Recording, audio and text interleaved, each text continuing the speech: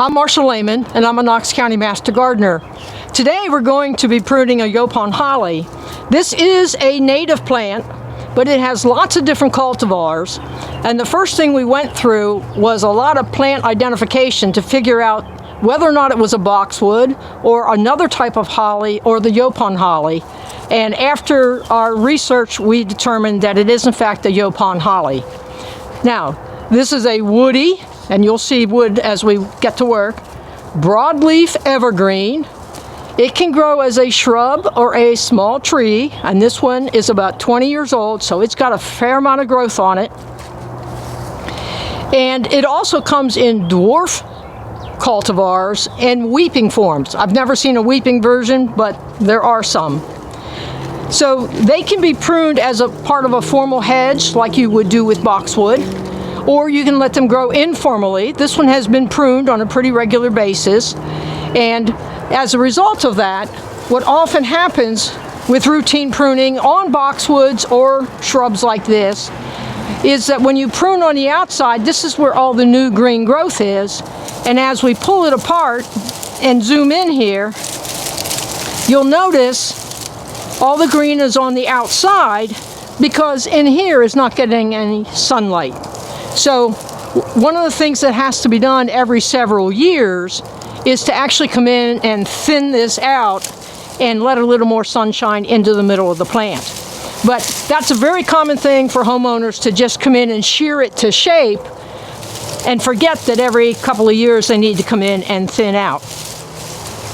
In this particular case, you can see where it is in the landscape. If you come down to the ground level, there's a nice brick border here, but it hangs out over the edge, and then the folks who do the lawn mowing hit it.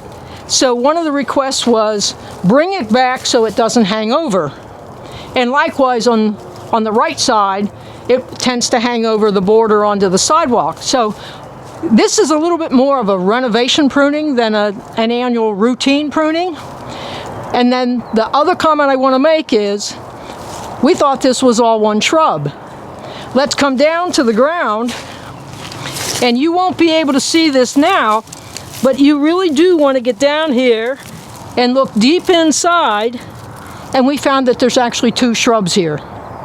And since we want to clean out so much of this on the left side, we're actually going, I'm going to stop the camera, but we're actually going to remove the plant on the left just to get it out of the way. That solves the whole problem of it hanging over, and then we'll work on the second shrub that is on the right.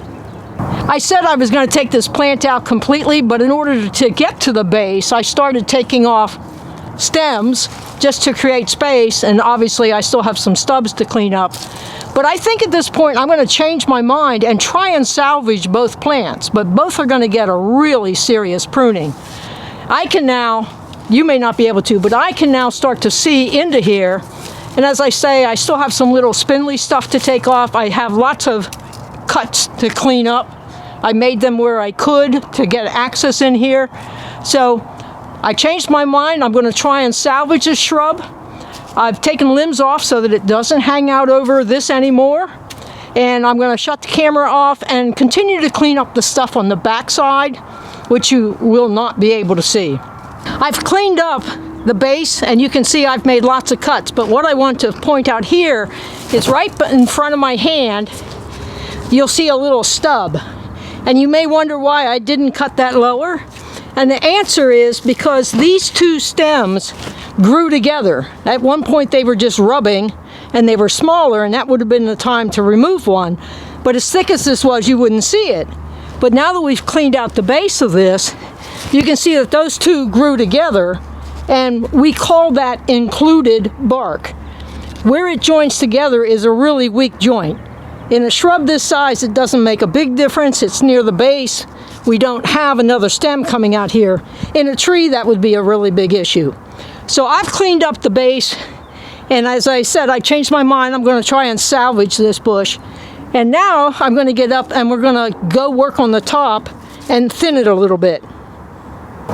Now I'm up at the top, and this is short enough that we can pull it back and look at it, and you can see this is what happens with boxwood and other evergreen shrubs. when you repeatedly shear the outside, that's what grows green, and over time the inside gets no sunlight. It gets really thick.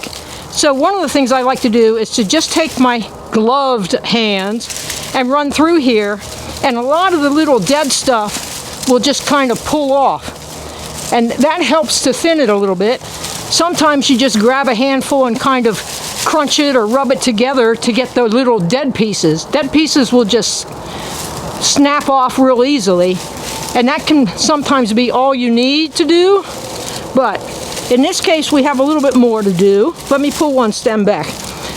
If I look at this stem, this whole cluster comes off of one stem, so I need to thin that out a little bit, and I'll try to pull this so you can see it. But I just have too many little branches here, and you'll notice most of them are really thin. So if we remove some of the little spindly ones, the ones that remain can get a little bit more girth on them.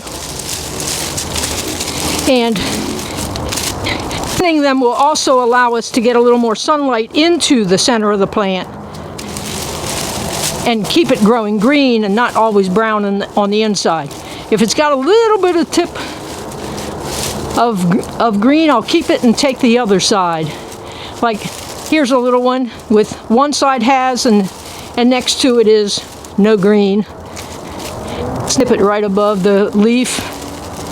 And so I'm just going to continue working on that, but come in and kind of pull these apart, take out little spindly ones, then give it a good thinning, and a lot of this is going to drop to the ground and we'll clean it up later. But yeah, you know, that can go. Take that back there. I'm just going to keep working on the center here and thin this out so we can get some more sunshine in the middle. I'm going to stop on this shrub. There's probably still a little bit of teeny tiny touch up we could do. But if you look at the base, I'm now down to 1, 2, 3, 4, 5, 6, 7 stems. I've probably taken out at least 7 stems. But here's the point, is you can now see the clipboard, or the paper on the clipboard, because it's white, and you would not have been able to see that before. So we have thinned out the base. It's going to look a little ratty, but hollies will put out new growth pretty quickly. I would say by the end of summer into fall, this is going to put out some new growth, but we have solved the problem of it hanging out over the brick wall. And you watched me make some cuts. If we pan over here to the pile of debris, all of this came out of that first plant. So we're going to turn the camera off. We are going to repeat this entire process on the second shrub, and we're just going to do the same thing. When we're done, it will be obvious that we have 2 plants. When we started, we thought we had one really big one that needed a renovation pruning, and as we started to clean out the bottom, another reason to start at the bottom, we found out that there were actually 2 plants. So everything we did on this first one, we're going to repeat on the second one. If we start at the bottom, you can now see the base, and it's very clear that there were 2 bushes here, and the requirements were to cut it back so that it did not hang over the brick wall on the front and keep hitting the mowers, and to get it off the sidewalk on this side. And then we did thin the top, and again, if I take my clipboard and hold it down here, you can see the white of the paper. And when we started, you could not see in here. It was not obvious that we actually had 2 plants here. And that's what happens when it goes 20 years without getting that thorough clean out, starting at the bottom and working the way up. Lots of people have this issue. You go buy a house that's been on site for 20 years, you don't really know what you have, it hasn't been maintained properly, and then you get stuck trying to fix it. So it's not like the homeowner did anything wrong here. This is kind of what you inherited, and then you play catch up. So this is not a routine pruning of a Yaupon holly. This is definitely a renovation pruning of a Yaupon holly. And it can be this drastic. Hollies will recover. And again, if we pan over here, we have quite a sizable pile of debris for the city to take away. So that is the Yaupon Holly. I hope you learned something today. I hope your bushes aren't quite that overgrown, but if they are, you now know what to do. And we thank you for joining us.